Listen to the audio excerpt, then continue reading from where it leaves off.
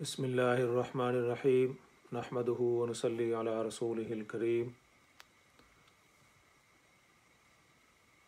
عن ابن عباس رضی اللہ تعالی عنہ قال مر رسول اللہ صلی اللہ علیہ وسلم على قبرین فقال اما انہما لیعذبان وما يعذبان في كبير اما احدهما فكان يمشي بالنميمة وأما الآخر فكان لا يستتر من بوله قال فدعا بعسيب رطب فشقه باثنين ثم غرس على هذا واحدا وعلى هذا واحدا ثم قال لعله أن يخفف عنهما ما لم ييبسا۔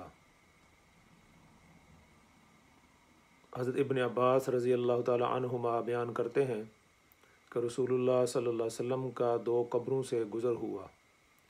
آپ نے فرمایا ان قبر والوں کو عذاب ہو رہا ہے، اور یہ عذاب کسی ایسی وجہ سے نہیں ہو رہا جس سے بچنا دشوار ہو۔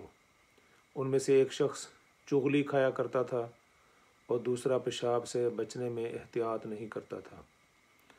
پھر آپ نے ایک سبز شاخ منگائی، اس کے 2 ٹکڑے کیے اور ایک ٹکڑا ایک قبر پر گاڑ دیا اور دوسرا دوسری قبر پر۔ پھر فرمایا جب تک یہ ٹہنیاں خشک نہیں ہوں گی ان کے عذاب میں تخفیف ہوگی۔ آج کے درس کے لیے میں نے یہ حدیث آپ حضرات کے سامنے پیش کی ہے اور اس کا انتخاب کیا ہے۔ کئی مرتبہ موٹر وے پر جانے کا اتفاق ہوا ہے، اور وہاں پر جو ٹوائلٹ ہیں وہاں مرد حضرات کے لیے کھڑے ہو کر پیشاب کرنے کے لیے انہوں نے ایک جگہ بنائی ہوتی ہے۔ اس جگہ پر نہ پیپر ہوتا ہے اور نہ ہی پانی۔ انگریز حضرات یا دوسرے جو غیر مسلم حضرات ہیں وہ وہاں کھڑے ہو کر پیشاب کرتے ہیں، اور پیشاب سے فارغ ہونے کے بعد بغیر اس کو خشک کیے اور بغیر اس جگہ کو دھوئے ہوئے وہ اسی طرح اپنے کپڑے سمیٹ لیتے ہیں۔ ان کی دیکھا دیکھی میں نے دیکھا کہ کئی ہمارے اپنے حضرات جو مسلمان ہیں جو ان سے انگریزوں سے کافی متاثر ہوتے ہیں اور ان کی نقالی کرنے کو وہ بڑا سمجھتے ہیں کہ ہم ان کے نقالی کر رہے ہیں، ان کو فالو کر رہے ہیں۔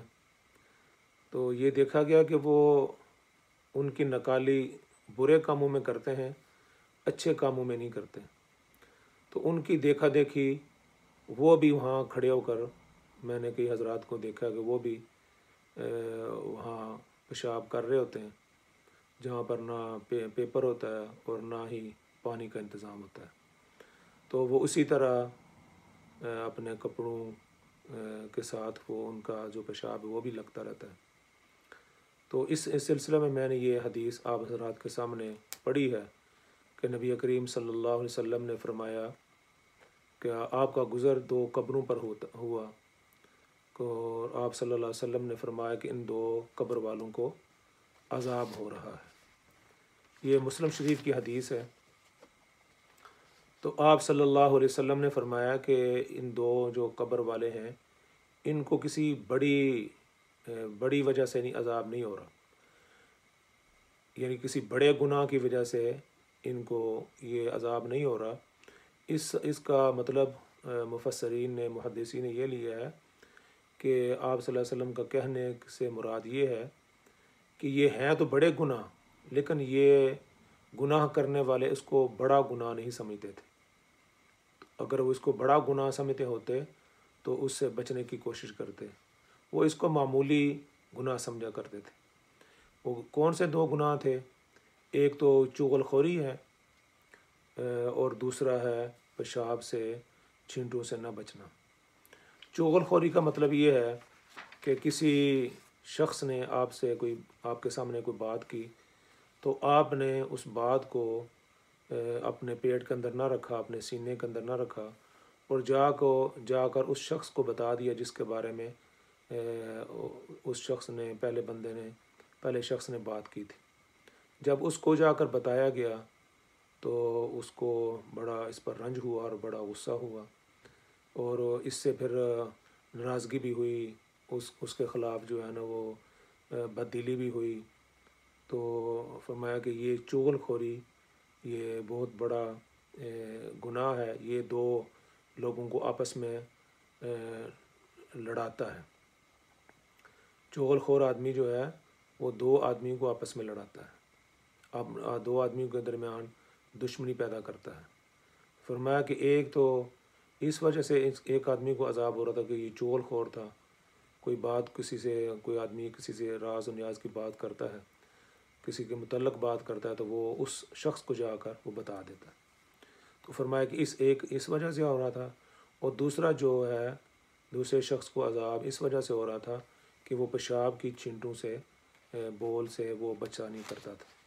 تو آپ صلی اللہ علیہ وسلم نے فرمایا کہ صحابہ سے فرمایا کہ ایک ٹہنی لے کر آئیں۔ تو آپ صلی اللہ علیہ وسلم کو وہ ٹہنی دی گئی جو سبز تھی، ہری بھری ٹہنی تھی۔